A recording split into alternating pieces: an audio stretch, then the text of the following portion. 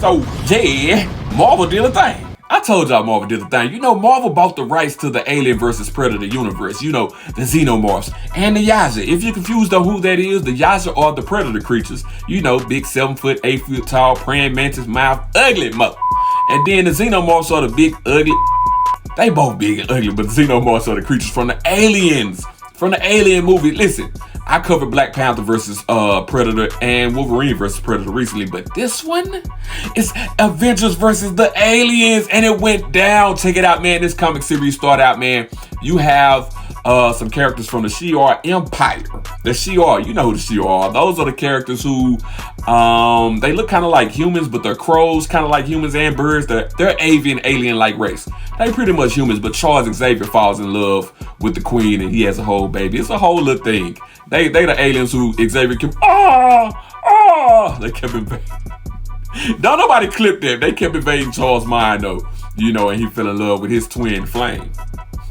Check this out. Listen, in this series, man, we see them trying to put a chest burster or a face hugger, whatever you want to call the alien creatures, inside of a Kree alien. You know what I'm talking about? But it's not working for whatever reason. The Kree's physiology, their unique abilities, it won't allow it to bond to it. But you see these characters say it's done bonded to everything else. We pretty much done tried to put it on everybody else in the universe, and it has worked. And most importantly, we bonded it to a Skrull. The Skrulls, you know, the Skrulls are shapeshifters. And the aliens, whoever they bond to, they take on characteristics of whatever that is. So just imagine a big, giant, black, slimy, silky catfish before you clean it, skin, part Skrull. It can shapeshift. And it can send something out of its throat and kill you. Think about that. That's crazy. Listen, man, that's when 4 ships intercept them. 4 ships.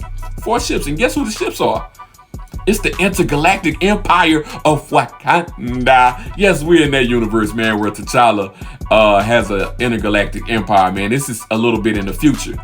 And as this ship intercepts him, we see that T'Challa steps off and he's not by himself. He got his Hattusarasi. They kind of like the Navy SEAL version of Wakanda soldiers. You know what I'm talking about? They even hired in the door Malaje, who we know are dope as hell, but also he got his son with him. I think his name is Azuri, something like that. But it's his son that he has with Storm.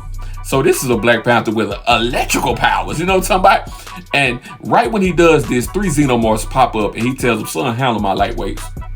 Handle my lightweight, son. And Azuri, he hits him with them thunderbolts. No, talking about this already dope as hell because he's a grown man. He's not a little kid. He ain't no baby no more. He not no baby no more. And we find out one of the reasons why is because the place they're landing is just above a black hole and time flows differently here. So as they're investigating, they're trying to see who sent these doggone xenomorph infestations to some of the planets that the intergalactic Wakandan Empire inhabits. They find out that these people ain't even human. They're not even really Shi'ar Empire people. They're robots. Or as my pals used to say, they're robots. They're androids, kind of like in the alien universe, man.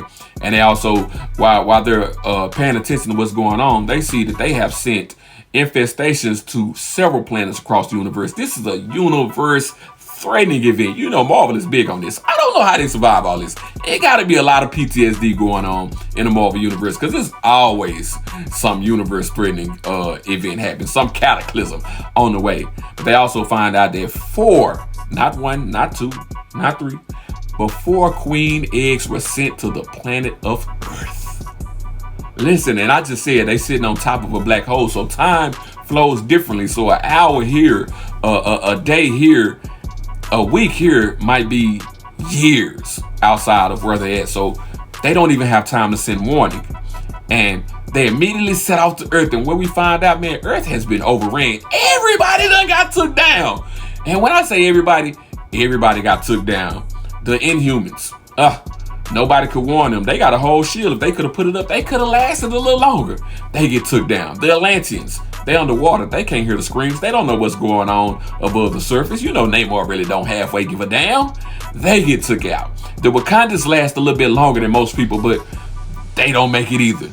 The Krakoans actually survive. You know, that's where the mutants and the X-Men had a whole island. In this universe, that thing never ended. So The mutants still have the Isle of Krakoa. They take a transport gate, and go to Mars. That's how they escape. They last a little longer. Everybody got out except for Apocalypse, who decided only the strong survive. I've lived for this event my whole life. Apocalypse he just want to go out. Either I'm going to survive or I'm going to go out fight. You know what I'm talking about? I love me some Apocalypse. I love me some blue-gray Egyptian. Nigga, I don't know what race Apocalypse is, but I like him. I like him, though. You know what I'm talking about? Listen, man, they get took out. The only thing survives is a small city within the United States. Waylon, I can't think of his last name right now. I don't know why I'm being stumped right now. But anyway, the guy who initiated the whole voyage for Prometheus and the alien universe, whatever, he had a plan. So one city survives in the United States. We get a couple of heroes still here. We got Captain Marvel, or Miss Marvel, however you want to call her, Miss Marvel. We have Incredible Hulk. We have, there's a few guys still remaining. And at this moment in time, the Fantastic Four are gone. Everybody's gone except for Franklin Richards and the Thing. They disappeared. Don't nobody know where they're at. I think that the writer probably did this conveniently because, you know, Franklin has reality warping talents or powers. You know what I'm saying? He could easily be like, you know what? Get out of here. So they took him off planet. But Valeria Richards is also alive. So she's the smartest woman in the world. You know, Reed is her father. Reed is dead and gone. He's out of there. But anyway, the Hulk has made a pledge to protect her at all costs, but he don't know where the girl at. He don't know where baby girl at. When a ship is incoming, they hold, God, it must be Valeria. Everybody's ready.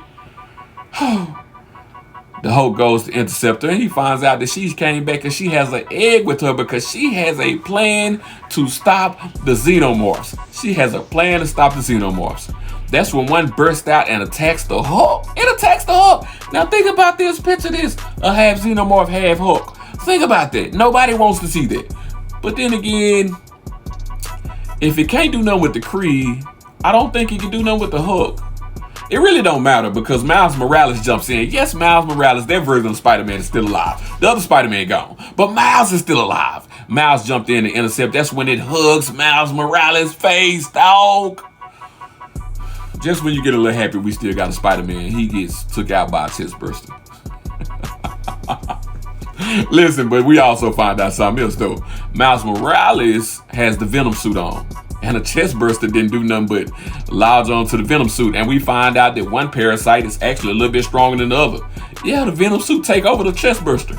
And it falls off. It says, I really don't like this body, but it'll do. And it jumps right back on Miles Morales' chest. Well, now we find out that Valeria Richards has one in her chest, so she's not going to survive. But the comic series ends here. Like, listen, I don't know what the heroes going to do. I don't know what they're going to do. A lot of them are gone. We got T'Challa coming back with his intergalactic empire of Wakanda, but the planet is overran. We have the Hulk. We have Captain Marvel. I think we have Captain America. We have a few other heroes. Like, it's not looking good. And then we don't know what's happening off-world. Yes, the mutants escaped to Mars, but I'm pretty sure there are Xenomorphs that have went to Mars. I'm pretty sure there are a lot of places, everywhere except for maybe the Kree homeworld, where they couldn't latch on. I said they were proud that they took over a couple of Skrulls. The Skrulls don't have a home planet, so you kind of got to find the Skrulls wherever you can find them. But that's going to be a hell of a Xenomorph. One, they can shapeshift. Like, I've never really seen the Xenomorphs really be a race of thinkers. They're just pure killing machines. But if they can and they can shapeshift and all it, that's scary. But this is going to be a dope series. Like, we've seen the Avengers face people like the Brood. We've seen them face symbiotes, and we seen what they did. You know what I'm saying? When Skrull, that's Null, whatever his name, the king of the symbiotes, what he did in that series. But I can't wait to finish this, man. This is Avengers versus Aliens. Xenomorphs is going down, Junior.